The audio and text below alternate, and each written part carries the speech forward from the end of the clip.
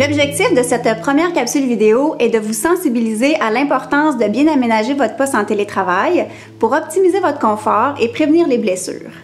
Également, nous allons vous guider étape par étape afin que vous puissiez bien vous installer avec les équipements que vous avez à la maison.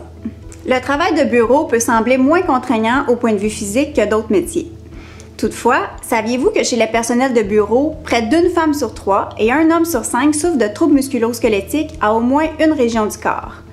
Parmi les régions corporelles les plus touchées, on retrouve le cou, surtout chez les femmes, les membres supérieurs et plus précisément l'épaule, le coude et le poignet dominant. On retrouve également le dos, notamment au niveau lombaire. Peut-être vous demandez-vous ce que c'est un TMS. Alors, un trouble musculo-squelettique, c'est une atteinte douloureuse aux muscles, aux tendons ou aux nerfs. Les TMS se développent de façon progressive et passent par plusieurs stades, chacun présentant des signes et symptômes.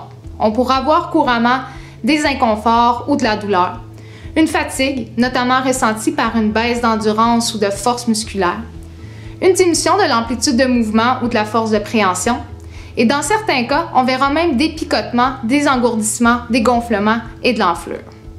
Heureusement, puisque l'arrivée des TMS est progressive, nous pouvons avoir un certain contrôle. C'est-à-dire qu'il faut être attentif aux signes et symptômes et agir dès le premier stade. Quand on commence à ressentir des symptômes de TMS, on doit être en mesure de repérer la cause de nos symptômes. Voici donc les causes les plus fréquentes. D'abord, il y a les postures contraignantes qui sont très souvent à l'origine des TMS et celles-ci peuvent être causées notamment par le mauvais ajustement des équipements. Par exemple, un clavier trop élevé ou une chaise mal ajustée. Une mauvaise posture peut aussi être causée par du mobilier ou des accessoires non adaptés à sa morphologie ou simplement par les mauvaises habitudes. Une deuxième cause de TMS est l'effort et plus précisément l'effort statique. En effet, quand je maintiens un effort statique, par exemple lorsque mes coudes sont éloignés du corps et que mes épaules sont en abduction, il y a une diminution de la circulation sanguine et ça entraîne un manque d'oxygène et de nutriments dans les muscles sollicités. Ça favorise ainsi l'apparition de la fatigue musculaire et éventuellement des inconforts ou des douleurs peuvent apparaître. Une autre cause de TMS est la répétition des mouvements. Par exemple, des mouvements similaires que l'on répète avec la souris pour se déplacer entre deux écrans. Les TMS peuvent aussi être causés par des pressions mécaniques, comme quand on est en appui sur le coin du bureau. Finalement, les facteurs psychosociaux peuvent aussi créer du stress et ainsi aggraver certains troubles musculo-squelettiques.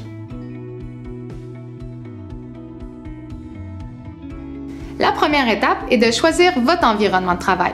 Donc, assurez-vous de rendre ce milieu confortable et propice au travail. Idéalement, choisissez un coin tranquille, une pièce fermée si possible. De plus, faites attention aux reflets. Idéalement, placez-vous de façon perpendiculaire à la fenêtre et assurez-vous d'avoir une lumière suffisante dans la pièce.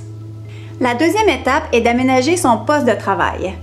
Nous allons débuter en vous démontrant l'ajustement optimal pour un poste de travail standard. Ensuite, nous présenterons les adaptations essentielles à faire si vous avez un espace de travail plus simpliste, par exemple si vous travaillez dans la cuisine. Ceci dit, peu importe votre poste de travail, voici les critères d'ajustement à toujours garder en tête. Allons-y étape par étape en débutant par l'ajustement de la chaise pour les membres inférieurs. Mais avant de commencer, voici un petit conseil.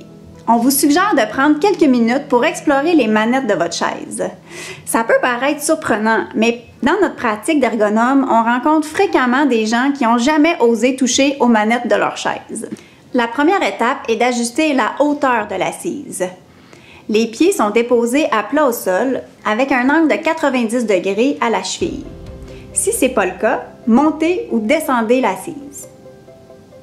La deuxième étape est d'ajuster l'inclinaison de l'assise. Les cuisses sont parallèles au sol avec un angle d'environ 90 degrés au genou. Concernant la longueur de l'assise, assurez-vous d'avoir un espace d'environ 2 doigts entre l'arrière des genoux et l'assise. Si vous avez une assise coulissante, ajustez la profondeur. Maintenant, au niveau du dos, nous allons d'abord ajuster l'inclinaison du dossier. Le dos doit être bien appuyé sur le dossier avec un angle variant entre 90 et 110 degrés aux hanches selon votre confort. Pour la hauteur du dossier, assurez-vous d'ajuster le soutien lombaire vis-à-vis votre creux lombaire. En ce qui concerne les membres supérieurs, Les épaules doivent être relâchées, les bras le long du corps, les coudes à 90 degrés pour que les avant-bras soient parallèles au sol. Si vous avez des accoudoirs, ajustez la hauteur pour qu'ils soient directement sous les avant-bras. Ajustez aussi la largeur pour que les coudes soient près du corps. Si vous n'avez pas d'accoudoir ou qu'ils ne sont pas ajustables, on vous suggère d'appuyer vos avant-bras directement sur la surface de travail. Au besoin, ajustez à nouveau la hauteur de votre chaise et utilisez un repose-pied si nécessaire. Les mains et les poignets doivent être en continuité des avant-bras en gardant l'alignement, c'est-à-dire que la surface de travail doit être à la même hauteur que les coudes. Alors favorisez un clavier plat pour éviter les extensions des poignets lors de la frappe. D'ailleurs, on vous conseille d'abaisser les petites pattes sous le clavier. Concernant la position de la souris, tentez de la positionner en ligne droite avec l'axe épaule-coude. De cette façon, vous éviterez d'avoir la rotation externe de l'épaule pour atteindre la souris.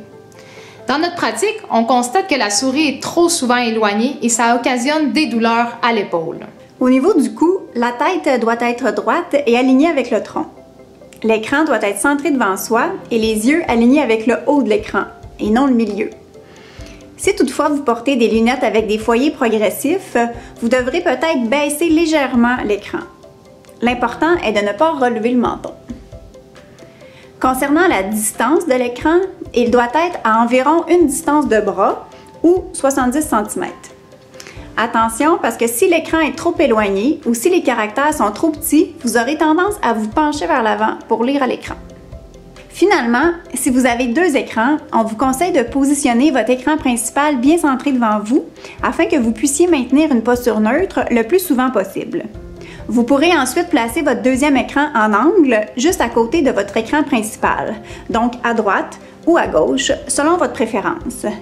Et n'oubliez pas de respecter les mêmes critères de hauteur et de distance.